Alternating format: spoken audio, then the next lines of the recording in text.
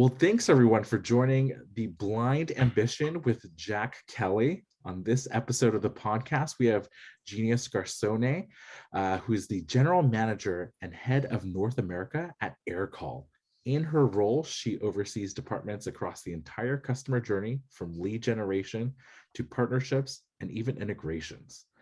For those that don't know, Aircall is a cloud-based voice platform that integrates with popular productivity and help desk tools. Aircall was built to make phone support as easy to manage as any other business workflow, accessible, transparent, and collaborative, and is a unicorn startup. So thanks for coming on the show, Gianna. Thank you. Great to be here. I love your background, and I'm so excited for you to join the show because I just want to hear about your career. You know, on your profile, you said you fell in love with sales. How did you decide to start your career there? Well, as you mentioned, I work for one of the fastest growing SaaS companies globally. But I really fell into sales. It was accidental. I went to a business undergrad at Bentley up in the Boston area, and I was a marketing major, dead set on going into advertising. It was like I want to be a creative. This is exactly what I'm doing.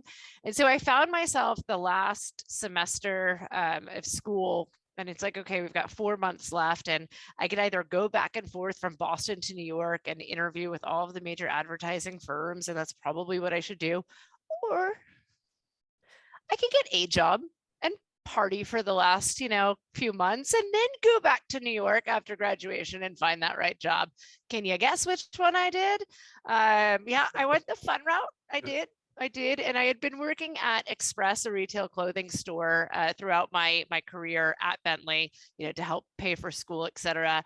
And so I interviewed to be a store manager, and I got it. And at the time, this was during the dot-com bust. And so, there were a lot of tech students, a lot of finance and accounting, and they had actually gotten a much lower pay salary offers than I had as a store manager at Express. So I was like, I'm sitting pretty here. This is great. So I did just that. Partied my last few months. Thankfully, I graduated. Thankfully, I'm still alive. And I went back to New York City upon graduation and realized that I had zero interest in going into creative, going into advertising after hitting that sales floor, and being in an environment where you had to motivate a staff who wasn't incentivized to sell because there was no commission there.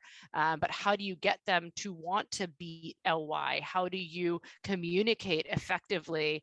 And how do you get them to give consummate and effective customer service? I thrived. And till this day, I've learned practices that I deeply believe in. It shaped my leadership style as a coach. It gave me the ability to give excellent customer service in a very fearless way, prospect at the same time, trying to identify, who is going to sell, what are those signals. And then it allowed me to learn how to use my voice and my presence to speak to a group through a personalized way. And so it really was the kind of catalyst to learning how to do B2B sales. I'm so glad that you talk about sales, because think about it. That's not a thing that schools, parents, society encourages, hey, go into Definitely not. sales. Yeah. But I find out that's one of the best ways to make a lot of money. And it's almost like we're misleading people. They'll tell you, hey, go this avenue, go this avenue. But if you're a good salesperson, you could probably be one of the most highest paid people in your organization, depending, where you work. And that's like an amazing, it's like a Superman skill, a Superwoman skill, to have the ability to sell, to motivate people, to get people to come aboard with what you're trying to work on. And it's so underplayed. So it's cool that you're bringing that up and talking about it. Oh, thank you.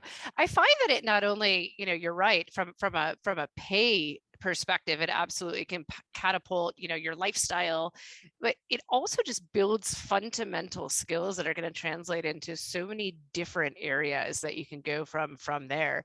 And it ultimately is just playing on the idea of be a really good person, utilize active listening skills, utilize strong communication to effectively try and get buy-in into whatever it is you're trying to convey. And that's how you get strong impact. And these are lessons that are going to help you no matter what your career is. And so I found it really beneficial to starting my career there, to really help me navigate the business world and shaping myself as a leader. Did you do that at an early age? Start selling stuff or wanting to sell stuff or Maybe. being a businesswoman? I did. Yeah. I had this dream. I wrote about it on my LinkedIn profile, so forgive me if anyone's seen it. But the truth is, there was this wonderful woman who sold hot dogs on the corner of 30th and 2nd Avenue. And I saw her and said, I want to be her. And so I had this dream to own a hot dog cart, and my empire kept growing, as my mother said, year over year, of, wanting to sell shish kebabs and knishes and, sodas and pretzels. And of course the, fire roasted chestnuts. Because I saw the vision for, yes, okay, I am the one motivated by money. And so I saw that opportunity. When I was 6 years old, I think, gosh, it was my brother, sister, and I, we had a metal soldering kit.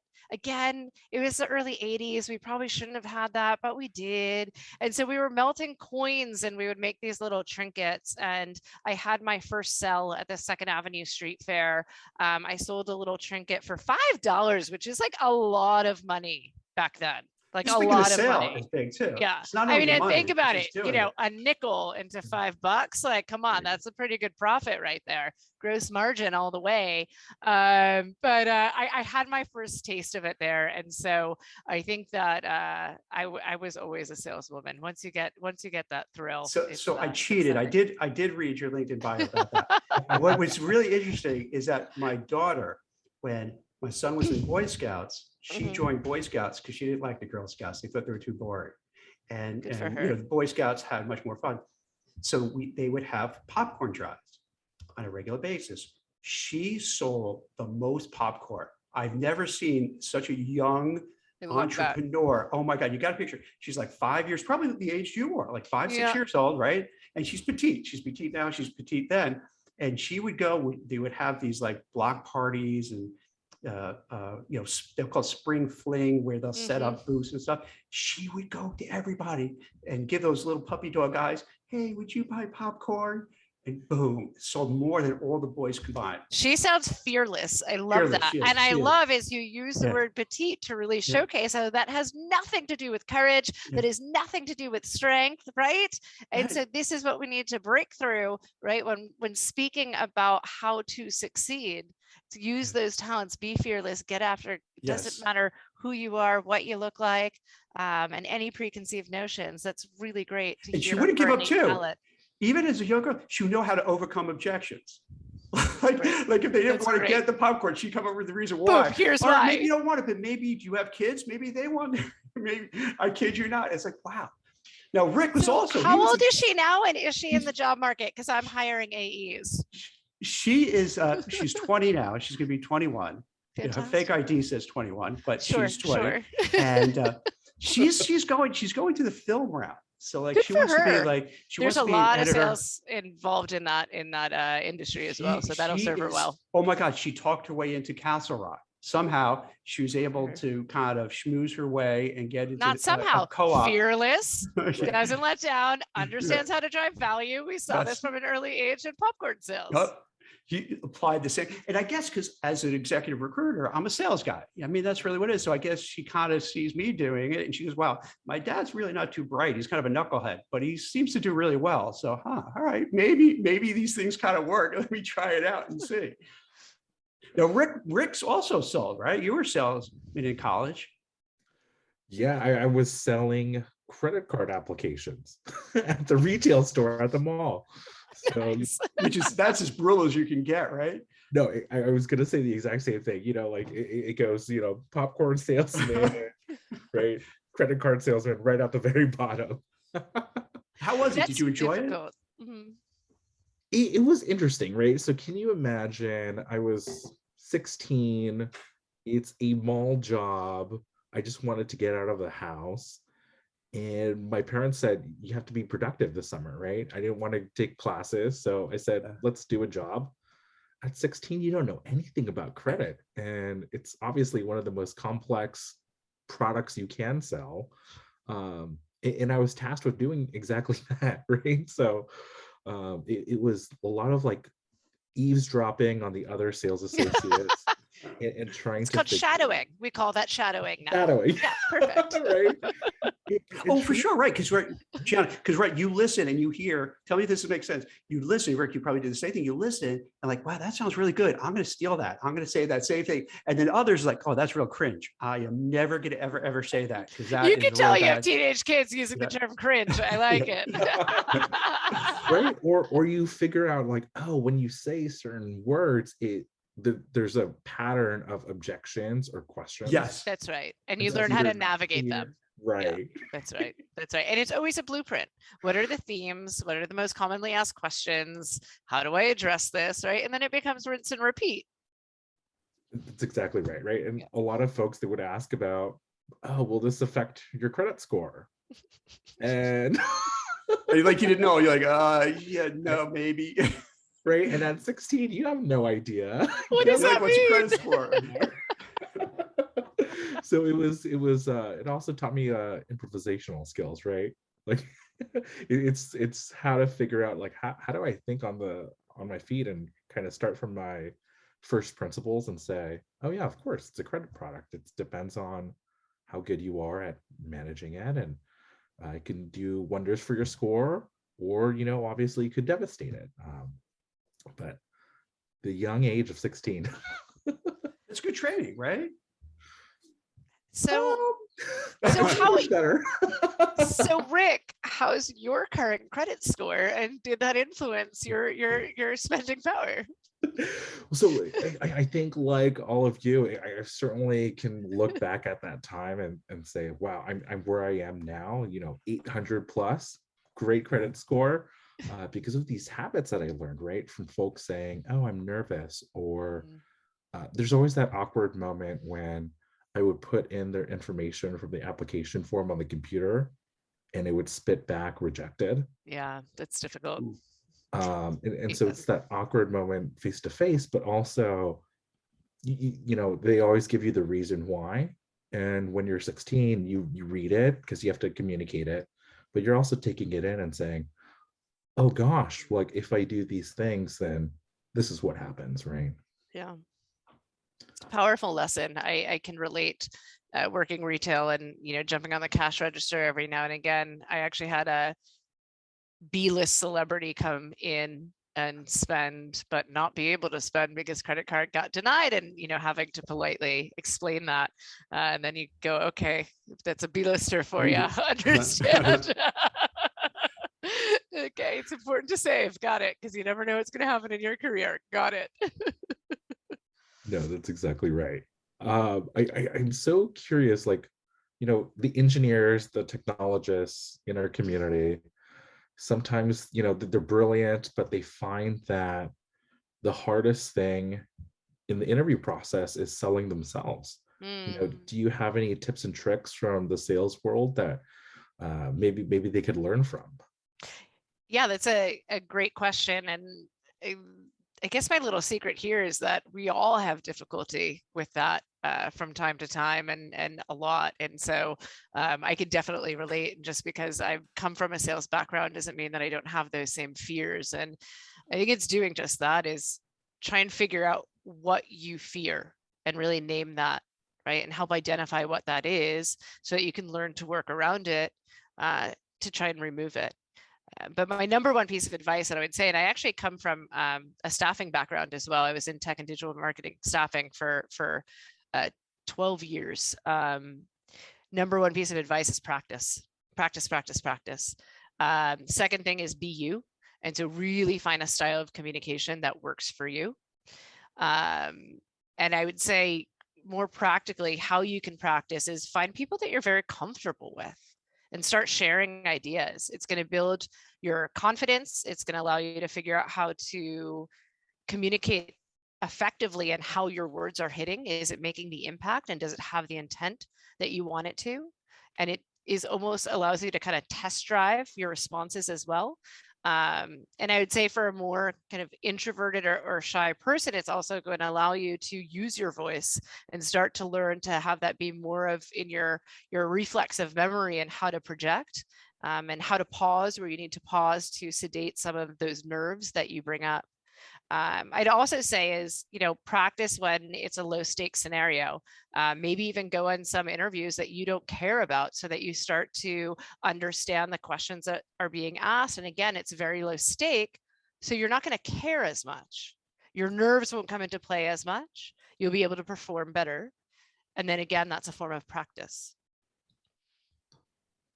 God, that's really great advice. Now, how does it work where you are now in terms of sales? Like what kind of sales marketing do you kind of do at your company? Sure. So we sell a 100% cloud-based phone system. I don't know if you know what that means, but no more clunky traditional hard phones that are on the desk. And so if you think about, a best-in-class SaaS tech stack, we're the voice component within that. We're the voice and phone component within that. And so we have over 100 integrations that allow agents, any customer facing teams. So a lot of support use cases, a lot of sales use cases, HR use cases, where we allow to push and pull information from your business systems. And so we're enabling really contextualized conversations from your agents to their customers. And when you say, I'm sorry, go ahead, Rick. Oh, sorry. Is it mostly customer service folks? Is it sales folks? Are you helping sales folks sell better too? Yeah, that's exactly it. That's exactly right. So we're helping sales folks, we're helping support folks. So anywhere, if you think about the different kind of business horizontal systems that we align really well with, so IT support, tickets, and CRMs. And so if you think of anyone who's really customer facing, that needs access to valuable information to have personalized or contextualized conversations, we really power the ability to do that. So these would be when I'm calling in to a certain company and I need some help, would be the people who will pick up the phone and answer and say, okay, here's how we can help you. Exactly. So let's say, one of my favorite examples, as a consumer, in my day-to-day, I have to book travel, right? And like my schedule is jam-packed, it's bonkers, it's nuts. And inevitably, I'm always booking my travel incorrectly or I need to change it. And so I fly with my, one airline that I love, a Mosaic member, have been for 5 years. And so I'm like dead set, okay, so I go to the JetBlue website when I need to change. And, sometimes I can chat, but all of a sudden I'm like, oh man, I've got 5 minutes. I got to get this done before I go to my next meeting. So I want to pick up the phone. I want to talk to someone. And so you pick up the phone and that person is likely using Aircall, right? But what's great is they could pick up the phone and say, oh, I see you were just chatting, right? That is a powerful integration that we have between Intercom and Aircall. Right. And we integrate with a lot of tools like HubSpot and Salesforce and Customer and Gorgeous, a lot of e-com, same if you order a mattress and you want to check in on your mattress order and you call up and they're like, oh, hey, are you calling about your mattress that you ordered 3 weeks ago? Right. That's the powerful integration that we have with these tools that will help an agent really understand why you're calling before you even have to say so. Right. Or if you get passed from agent to agent because perhaps you're in an escalation process and you go from level 1 support to level 2 support or something of that nature, you don't want to have to constantly repeat yourself to every person that you speak with.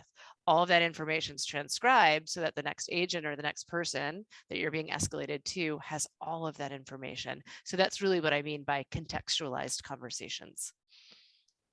Those are big pain points because it's interesting. I wrote a couple of pieces with Salesforce and with Genesis and Arrington Huffington from Thrive. And I wasn't really aware of it, just except as a consumer, when you get these calls and you realize you speak to somebody who had a bad day and they're frustrated and they probably had 100 calls before, and you could just tell they're just at their wit's end, that there's a lot of work in that space to make it better for a smoother relationship. And they're trying to find that holy grail. Like, it's really interesting. I don't know if you saw this with Genesis and with Ariana Huffington and Thrive. They'll give like breaks instead of getting call after call. They'll have a break, and then you can maybe take some yoga poses, or you'll have pictures of your family come up on your computer, or you'll see like some serene view, just so you could kind of relax or take some deep breaths. So I guess there's a lot of work in that space to make That's it much beautiful. better. Yeah, I think that there's very many different ways, and that sounds like it's very employee centric, right? To say, hey, we want to make sure that you're taking these breaks, and old systems don't allow you to actually put time off to go for that quick bio break, whereas like a tool like ours can, and so that you're not in queue anymore. And so there are ways that technology is powering a work-life balance, so to speak, although that's a very little minimal, break that I'm talking about. But that can help with that, and it's really important. What I love about Aircall is that, because of our slick UX UI, again, I wanted to be a creative, so obviously like design is very important to me. It's all about the experience for the end user, right? For the agents. And I think that often gets oversighted by companies when they're looking at productivity tools, or when they're looking at a tool like ours. They're like, great, this is going to be a great experience for the customer. And obviously customer is super important. Yes, obviously, right? But what I love about it is that it's an amazing experience for the employee as well. And how we treat our employees is going to be how they treat the customers. Exactly. And so twofold, it's really important that technology is built in a way that that all of us as consumers are expecting to interact with technology. And that's what's really cool about our UX UI, and just how easy it is to set us up. I'm so curious about this, because when you explain it, it seems very intuitive. Like, of course, you should design tech to be just people friendly and people first. But, we obviously work with so many tech tools and systems where, they're the standard of our industry, or the standard of, whatever we might be trying to do. But they're terrible to use. Like, why do you think that disconnect happens? Because I don't know. I want to know the same thing, Rick. I do. No, but isn't that like tight process, right? Of like understanding who your end user is. Are you getting the right stakeholders in to really, look at that process of when you're in the development stage, whose feedback are you soliciting? Are they the right use cases? Are they the right people? Then you develop. Then we need to go back. And how do we close that loop of feedback to implementation, and then the QA and testing of what we're developing, to ensure that we really hit the mark on the people who are going to use the tool, because otherwise it becomes a very kind of top-down build, as opposed to building for the people who are going to use it. But man, Rick, I so can preach on that for a long time, and I'm sure that I'm just as much fault in that process as well. Right, because one of the most popular viral discussions on Blind were some engineers at DoorDash upset that they had to do one delivery a month, right? Mm-hmm. And the logic that the CEO said, hey, we should drink our own champagne. We should go out in the world and feel what it's like to have to be one of our partners that has to go to the fast food joint, right? And do the delivery. But there was some controversy, the people were genuinely upset. And so I'm kind of curious, like, do you have any perspective on why that might have been the case? I don't know enough of the story, and I'm going to research this now, because I'm very curious as to why, and why there would be pushback from that. Because look, we all have our expertise, and we're all, really focused and care about what we do, hopefully, right? But if we're not the end user and we're not the ones actually using the tool, wouldn't we want to inform? And I think that goes back to just a concept of, are we doing something because we want to be right? Or are we doing something because we want to have the outcome rather, and the impact that we're looking for?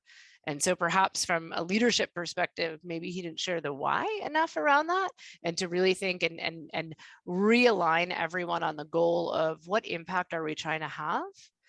Not from just a product perspective, but the experience perspective, and then maybe backtrack and solicit ideas from there. And that really comes also from, how do you build a culture? Is it top down of you must do this, or here's our issue, hey, all of us collectively, how are we going to solve this issue together? So perhaps there's a different style in approach there as well. Yeah, I'm kind of curious, like, how have you developed your own leadership style? Because I'm obviously getting the sense that it's not tough, right? So like, how does one organically, we have some folks in our community that are becoming managers for the first time. They've excelled as an individual contributor. They're great coders, they're great PR people, they're great at sales. But people management is obviously a whole skill in and of itself. Do you have any advice there? Yeah, it took me years to be where I am today and to really develop who I am as a leader. And what I can say is it feels so amazing to finally be the leader that I've always wanted to be. And how I got here was through a lot of hard work, and it's a lot of trial and error. And I think it goes back to what's most important to me, really discovering my why. And if you haven't read Simon Sinek's book of Discover Your Why, it's a great framework to help really understand what drives your passion. And so in doing so, what I realized was that my why is helping people untap to their full potential, building community, right? And having a sense of kind of a collective goal and getting there together, right? And so I quickly realized that I will perform stronger and I will make a stronger business impact if I'm authentically me. If I'm leading with that why forward, I can have a stronger impact on business. And so from there, I worked with a fantastic coach from Forte Consulting, to actually Johanna and Kim.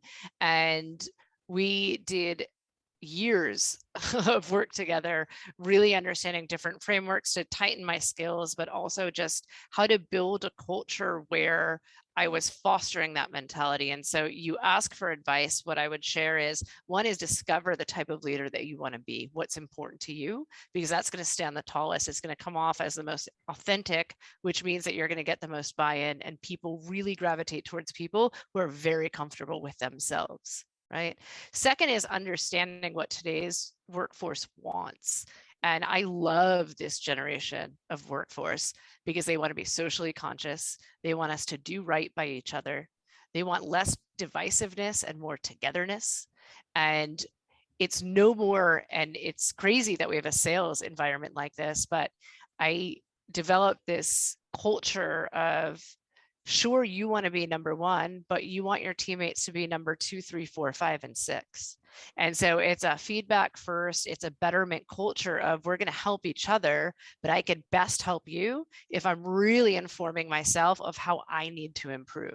And so we have instilled different frameworks that we do on a weekly basis collectively as North America Aircall. We actually broke down silos and we do cross-team collaboration on this. And we use a framework called Win, Learn, Change, where every week the same 6 people get together and they're using this framework to identify ways that they can improve by really touching light on the wins that they had, some learns that they had, and some changes they're going to make as a result of it on a weekly basis. And so that's one way that we've built a culture where we're really focused in on impact, we're really focused in on self-growth and the responsibility of helping each other as a result. And now, of course, you need accountability, you need great metrics to look under the hood, to see how to coach people. But these are just a few examples of what I've done and the leader that I am. Lastly, to really touch on, how to get that buy-in and how to build a culture and bottom up versus top down. I believe that I work for my employees. I don't work for the top. And my role is to help others succeed. My role is to help emerging leaders identify how they want to lead and help develop them as leaders, making more and more impact and inspiring those around them to want to become into this emerging leader pool as well.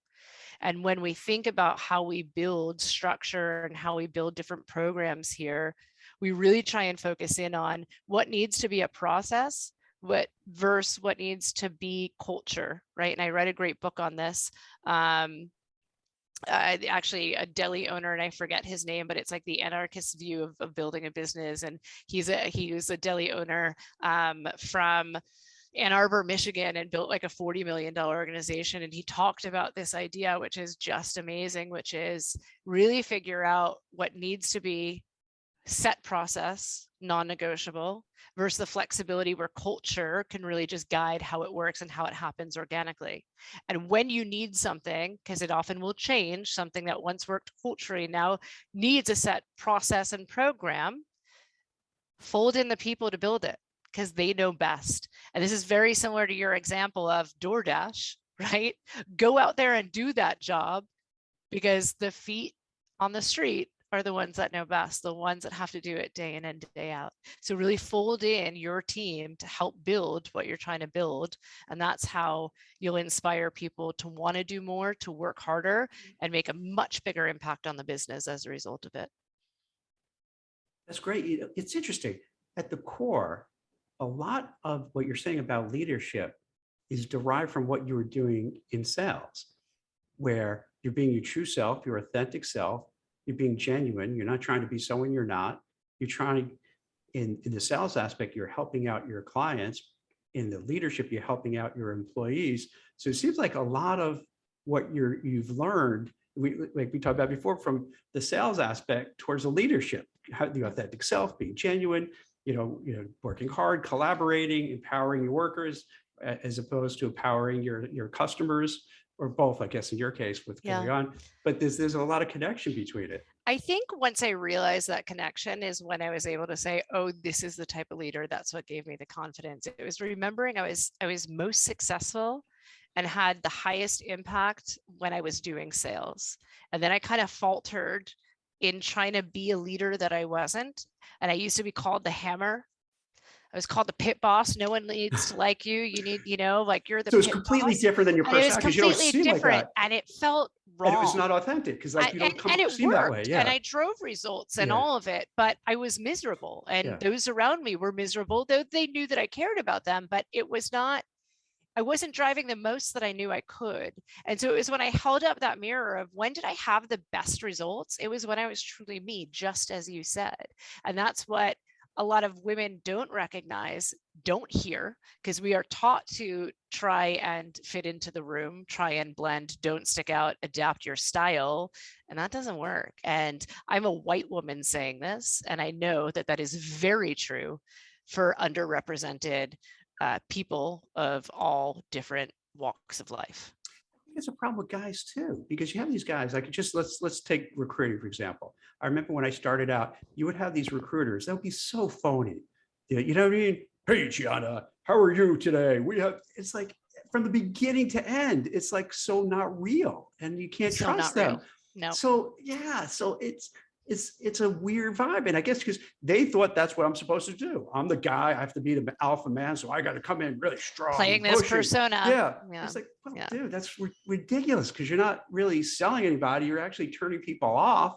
And maybe you're going to bulldoze. And you probably saw this when you were doing your recruiting. Like, you could have a couple of hits and get some placements, but it's hard to do long term because you're going to alienate more people than you're going to attract. People's true colors always show, right? They just always come out in the end. And what you're really talking about again is it's just interesting, right? Because that's what a lot of that recruiting culture was, and it's filled with a lot of white bros, as the term that we were using before, right? And they're in rooms filled with people that look like themselves, right? And there are many of us that didn't look, and we needed to adapt, and we needed to blend. And that's no longer the case, which I think is really beautiful. And let me put it this way, it shouldn't be the case any longer. And it is changing, though it's not there yet, right? And so I hope that I can share some inspiring words that we need to change. And if we have that courage to change, it is a benefit to everyone, especially the organization, because we will be able to impact more being our true selves. I love that you say that. I feel like there's kind of this unspoken pressure, because we put on these personas or these masks, and they come from somewhere, right? And so I don't know if it's a societal culture or the culture in the workplace, but I want to figure out, do you have any advice of how to kind of buck that trend if you're in one of these workplace environments, or you're feeling the pressure to be someone that you're not, how you can kind of navigate that? It's Hard. I wish I had the magic answer. It is hard. It is. too. And, what I would say is to remember, firstly, that you deserve it. And so you need to be your strongest advocate, right? And I think that, the reality is that you might communicate differently. We all have different experiences, and we all have different needs as a result of that. And it's really important to communicate that. And, to do that, I would say what I found to work really well is, find a sponsor and an internal champion who could help guide you within the organization, right? To understand some of the politics or to help understand some of the dynamics. And that can really help you learn how to navigate it so that you could feel like you could be yourself and have that liaison there who's guiding you. Like I mentioned before, really know your why and what you want so that you can more easily express that in a way where people really see what you want to bring to the table, because people respect, right, when people want to bring something very valid and real and growth to an organization. But being able to really understand that is going to help you articulate it so that you can have thoughtful and meaningful conversations. I'd also say have an open and fluid dialogue, if possible, with your boss and your bosses, that really talks about what you're looking for in your career, and what you are and what they're looking for in the next steps, if what you want is a promotion, right? And what they're looking for from in you, what you really bring to the table that they value, that they see you are already there, versus what you need to work on, and have them help you develop into that person, right? And so that's creating a sponsor out of your boss and your boss's boss to say, hey, this is where I want to go. Here's what you've laid out and what I need to work on, right? And so ask them for that help. Okay, over the next quarter, let's work on this. How can we measure this? How can we measure this growth? And so it's really flipping the conversation to make it more about impact into the organization, more about your goals and what you want to drive within the organization, to really get them on board to become your sponsor and to help develop you. It can be kind of intimidating to talk to your boss's boss. How do you start having that conversation? That's fair. That's fair. I forget. I have a very I meet with my N-2s and I'm meeting with everyone, and I forget it's not always like that. It's a great question. This is such a simple phrase that I used when I was in college. I would just reach out to people and just say, hey, I looked at your career path and I'd love to learn from you. Can I take you to lunch? Wow. And something as simple as that. Something as simple as that. And it worked. And it was just like, yeah, absolutely. Now, did it work every time? No, it's a numbers game, right? Maybe don't try just once, but try multiple times, right? And so I think that if you can get someone out of the office and you can ask some questions in that light, it's more comfortable, it's more casual, that can work really well. Another technique is, if there is a work function, don't gravitate with the people you're always with. Try and walk over and try and strike up a conversation if your boss's boss is there. And I would just say even something as simple as like reminding them of your name. Oh, hey, it's Gianna. We met, a week ago. It's funny. I know that technique from an old high school teacher, Mr. Hamilton. Mr. Hamilton, addressed us super frustrated, right, one day, and he was like, I just saw an alumni and they just walked over and was like, Mr. Hamilton, how are you? And he was like, why do they think I'd remember their name? Let me share a tip with you. I've got so many students that I've come across along the years, so let me share this with you. Always walk up to them, say your name first, just throw them a bone. So that was that stuck in my mind. So I would share that advice. I'm going to pass that one forward. But I think that that's a second way that you could start to build a relationship, because it doesn't have to be an all or nothing. It can be a build. It can be a climb. Got it. This might be a dopey question, but from the sales perspective, how does it work? Are you calling on companies to offer the services? Say, hey, we can kind of fit you with Aircall and get you all set up and make life easier. How we're How's that all? structured air call? Yeah, sure. Yeah, how's that So work? we get lots of inbound. I have to tell you, I love my marketing team, like big hearts to our digital team and our field marketing team. So they bring in a lot of leads. They're bringing lots of leads. And the second is our integration partners. So we're premiered on all of your major marketplaces. We're actually #1 downloaded phone solution on the HubSpot marketplace. So we see a lot of traffic from referrals as well as leads coming in through those variety of other sites. But otherwise, we've got a great team here who's, pounding the phones, as I used to say, as I got my start too in B2B sales, and we're reaching out. And our core clientele, I would say, is just that scaling organization that really understands and values a SaaS cloud tech stack, who wants to, be able to flex up and flex down, who may not have a heavy, IT department, or maybe they do, but, don't need that robust team to support this, and are really looking to give, optimal customer support in whatever, part of the journey that the customer is on when you interact with them. And so it's a variety of channels, as I mentioned. So both, inbound and outbound. Do you, Rick, do you ever see corporate bro on TikTok? No, I don't have TikTok. I had TikTok for like 5 minutes, and that's a lie. Right. I had TikTok for like a week, and my productivity went down the toilet, and so no more TikTok. I have the greatest handle name, but no more TikTok. Secret agent? No, that's Twitter. Now it's the real Aunt Gigi, because I'm the best aunt in the world. Rick, do you go on TikTok at all, or not really? I don't. I think you're the trendy one of the three of us. Maybe because I'm the one with teenage kids. And they mock me for being on it, because it's so funny. If you're in this place, it's always hilarious to do as a parent, just to give you some future advice if this happens. So if you bring things up that kids do, young people do, but you're old and you're doing it, it annoys the heck out of them. So if you bring if I go to Emma or Jake and say, "Oh, have you seen this TikTok?" You see them just cringe and give me like the evil eye, and they just feel so uncomfortable. Like, Dad, what do you do? You're supposed to be an old man. Stop this. You're supposed to be on Facebook. Stop. So it's hilarious. But anyway, so there's this character, Corporate Bro.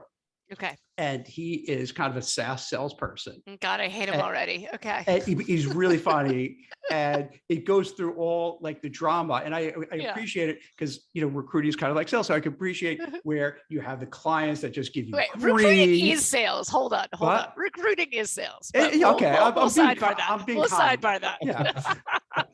So, because you never know, because someone might feel, oh, it's not. Who are you saying, Jack? No, it's completely different. So I'm trying to be, open-minded. But so he'll go through all, and it's he's joking, but it's playing a character, and he'll go through all the defeats, all the pushback, all the clients yelling and screaming at you, hanging up on them, and it's kind of accurate when you're in, calling and pitching and trying to get business and try to close deals. And it's hilarious, because it really hits home. So I was just curious, and what do you think? Because he has the headsets on the same way you do. So you'd be corporate broette, I guess. Yeah. Right. I'll have to send it over to you guys so you'll see what I'm talking about. Please. Good. And then this is what you'll waste a lot of time at work. Can do. That's good. You're very strong. You're like, nope, not going to do it. Not going to get distracted. I love that. That's awesome. I've got a business to run. Come on. Oh, you got to relax a little bit. No, of course I do. Yeah. Of course. I'm taking 2 weeks off. I'm very excited. Oh my God. So decadent. No, it's important. Vacation, yes. Take off. We all need vacations. We're wounded, man. It's been a rough few years, right? Like, we're coming out of trauma. Everyone's got to take care of themselves. Vacation is very important. I love that you say that. Can you give us some insight into the culture at Aircall, like what Cool. the work Aside from being vacation, yes. I mean, we have that on the record. Yeah, I love it. Oh, I say it all the time. I say it all the time, and now I'm trying to lead by example. I took too long to take it, but our culture is special. First of all, going back to Tech Bro, I have a zero ego and zero asshole policy on my team, period. I say that in every interview. My whole team knows this. All of my VPs and directors say the thing, and that trickles down because that is counterintuitive to growth. We don't want to compete against each other. We're trying to compete against others, right? And if we do that internally, then that's what stunts growth. And so I'd say that's the major component of what our culture is like. Now, that doesn't mean that we don't strive for greatness, right? We strive for excellence. And actually, a buddy of mine that I used to work with over at Blue Wolf, Chris Drake, just posted something on LinkedIn earlier today. And I loved this. He listened to a podcast, and one of his main takeaways was that excellence doesn't mean perfection. And I love that concept. And that's so right on. But we could strive for excellence. But when you're in a scale up as we are, we have to constantly iterate, and we have to constantly realize that ideas and creativity, there's that word again, right? So just because I'm not in advertising doesn't mean I don't believe in it and live it every day. We're constantly thinking of ways to better ourselves, better our process, and better the environment around us. And that's really what our culture is about. My junior high school director, Mrs. Schwartz, she's still directing the school like 30 years later. She's amazing. But she had this quote that, just like you were saying, Jack, was so annoying, right? As a kid, and I rolled my eyes every time she said it, but now I say it all the time. But that it's, if you're not part of the solution, then you're part of the problem. And so something that we're really focused on here at Aircall is to not point out problems and instead point out solutions. And really working together, that if you don't have the entire solution in mind, fold in the people who can help. And how do we communicate so that we're constantly thinking about how we solve these issues and these problems, right? Or opportunities that we see in front of us by folding in the right people and doing it collectively. There's nothing worse than the person who just points out the problems without any solutions, right? It's like, Yeah, this it's the doesn't worst. work. Oh, this is the, and Yeah. it's constant, like, it's, oh my God, can you just be positive once? We just stop Yeah. pointing out all the negatives. Yeah, that to me is like one of the worst traits. It's awful, and it's because it just stunts people, right? Yes. It's like molasses, and it just holds you here, and it's the antithesis to progress, and it's the antithesis to growth. Right. And so it's really, as you mentioned, will kill culture. But you also can't have someone who's just coming up with like these crazy ideas all of the time either. Oh, I've got a solution. Like, that's not going to work either. Right. And so it's really being focused around the notion of, let things play out, see how they are. Let's make minor tweaks. Let's make minor changes that will drive really big impact. I'm curious, how do you interview for that background or that skill set or that personality when you're actually face to face with folks? So I flat out say zero ego, zero asshole. Flat out. Flat out. What are the reactions when you say that? Like, how did you some get people love it. Some or... people are just like, okay, and it's going to turn off some people, which is great. Goodbye.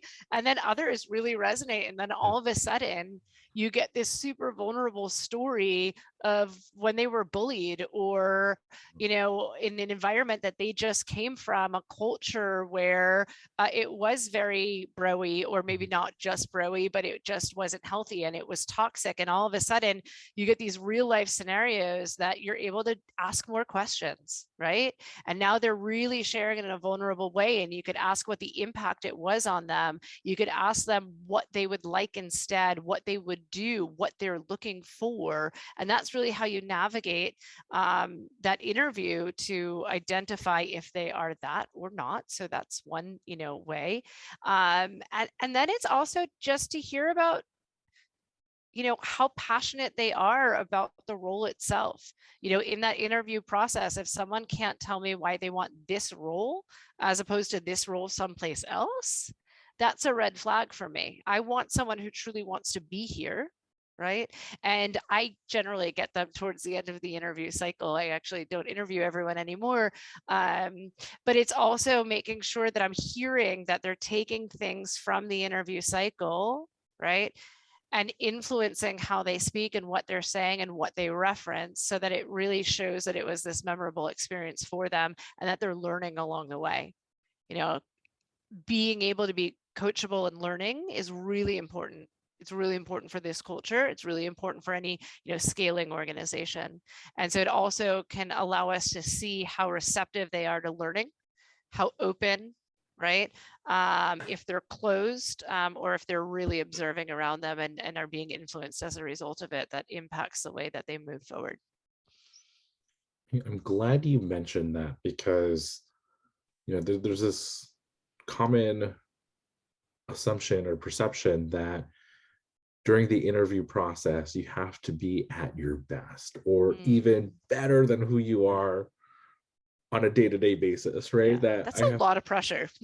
Right, exactly. And so that's when you see people really struggle, especially with the behavioral types questions, right? Where it's they didn't prepare for it, or they're trying to remember who they're trying to be, what that character they're trying to play, right? And that's the lack of authenticity that we were talking about earlier, right? And so it shows up in the interview cycle as well. And that's just it. And I find great power in being able to say, wow, I've never heard that question asked before. That threw me off. Hold on, I'd like to give you a thoughtful response. Let me think about that for a second. Wow, if someone said that to me, I'd be like, oh, okay, cool. You really want to show the real me? Okay, word, take your time, right? And so, I think that having some of those phrases in your arsenal as well can really help you in the interview cycle feel like you don't have to perform. And it could also bail you out of that situation where you get asked a question and you have no idea how to answer it. So maybe just having a few of these, like, little phrases in your back pocket to be able to use could be extremely valuable. What are some other back pocket phrases? That's a good question. I'm not sure. I've never been asked that question. Let me think about it for a second. That actually, I would probably phrase it just like that. I'd like to, think about that thoughtfully for a second, or, thank you so much for asking that. It's one that I haven't heard before, right? And I would just kind of tweak the language a little bit on that. The other thing that I've done that has worked really well, because honestly, look, we've all been in interview situations where we haven't nailed it, right? And we feel like we flopped a question, or there's something that we didn't answer to the best of our ability, all of that jazz. That's where the thank you email comes into play, right? Oh, hey, Jack, thanks so much, for the interview today. Upon thinking about it, I have to be honest, I didn't really feel that I answered this question the way that I wanted to. My words didn't have the impact that I was, or the intent, right, that I was going for. Let me backtrack a second. When you asked, blah, blah, blah, blah, here's what I really mean. Let me know if you have any other questions. Happy to hop back on a call. Very excited about this role. So you could use that thank you, right, to readdress something that you didn't do great. As an executive, as a interviewer, you respond well to that kind of totally, because that's humility. That's saying, hey, I'm self-reflective, and it's got to be sincere, right? It can't be BS. It can't be like the best question that they answered and then all of a sudden they just want to showcase these awesome words again. But truly, right, like truly, if it comes off sincere, that's amazing. It shows vulnerability. It shows self-reflection, right? It shows that they can coach themselves. It shows boldness. It shows that there truly is this relationship that they want to have of openness, two-way communication. I will look for people like that all day long. Gosh, I love that career insight, because there's always this sense that once you bomb something, that's kind of it, right? It's not going to be considered, or the interviewer is just going to move on. But that's crazy. Life isn't like that way. Like, how many times have we all failed? Right? It's not a one time, like, gosh, it's baseball. You get 3 chances, right? Like, it's just not realistic, And again, it goes back to that, like, excellence versus perfection. Perfection doesn't exist. So how could we be excellent? Okay, readdress that question. take that platform, take that opportunity. Makes so much sense, because you probably have more respect for the person to be brave enough to say, hey, I get it. I kind of booted that question, but I'm strong enough not to just cry about it. I'm going to come back because I do want this job and I want to work here and I want to excel. And perhaps I didn't express myself as well, but let's talk again. And that's bold to do, but it shows character. It shows really Bold, good character. exactly. As I mentioned, right? Yeah. It's bold, and they're not afraid to grow. Yeah. They're not afraid to say, hey, I have limitations, or I'm not always going to be perfect, and I can face that. It's a good attitude to have for people, right? Not to just give up and say, "Oh well, I didn't do it. Oh, Done. woe was me." Because you're better off saying, "All right, let me try again. Let me give it another shot. Let's figure out." Worst thing to do is say no again. All That's right. right. That's right. And Okay. let's parallel that to working in sales. You get Yeah. no's all the time. You fail all the time. You're going to do lots of cold outreach with no return. You need someone who's going to have that resiliency to keep going. Same thing in tech. You write some code that broke something, right? Yeah. You got to keep going. Fix it, right? Just keep going. Keep building. And so that can mimic that perception that the interviewer have on this person, that they're not just going to quit or fail the minute something doesn't go perfectly well. Can I ask you both a question? Because Oh, outside the tech world, outside of the tech world, given that there's been some downsizing and kind of talk of maybe a recession, I mean, what do you see happen? Do you have any sense, and not just with your company, just in general, do you have any sense of how you think things will play out? I mean, we're really fortunate, and I just want to say that right now that we're very well positioned for anything that happens, because of the nature of our product, of being able to scale up and scale down with organizations, with companies, cost-effective measure, all of that. So I'm coming from a place where we're hiring, we keep growing, we're growing 70% year over year. We're strong, we're having strong months over months. So we're very fortunate in experiencing something very different than many are facing. I think the biggest thing to remember is to not freak out, and to have the confidence that we bounce back, we're going to bounce back. And all we can do is show up, do the best that we can, try and make good choices, and try and be good people, and put things in perspective. If we can pay the bills and if we can keep moving forward, life is good. Right? Life is okay. But of course, I read the news, we see the indicators out there. Things are unstable in many areas, of the world right now, which is devastating. And so it's also to just help as best we can. And for those companies that are hiring, really read those lists and go after the clients, or the companies rather, that can weather the storm if there is a storm. But again, this is where we should all just be cautious and make no crazy sudden moves, because things change very quickly one way or the other. How's the temperature on Blind, Rick? Are people heeding her advice, or they're kind of freaking out a little bit? Yeah, I wish people would heed your advice, Gianna, because there's a lot of folks that are seeing hiring freezes, layoffs happen at some of the largest companies that they thought were, previously immune. Yeah.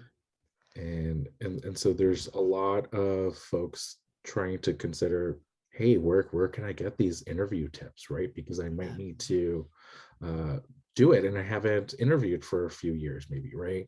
Or are there any companies like Aircall, like anyone else, that are these solid companies where we can find refuge? And Yeah. There's all, our group is very ambitious, but they're also very practical too, right? They are trying to find the good places out there. Yeah.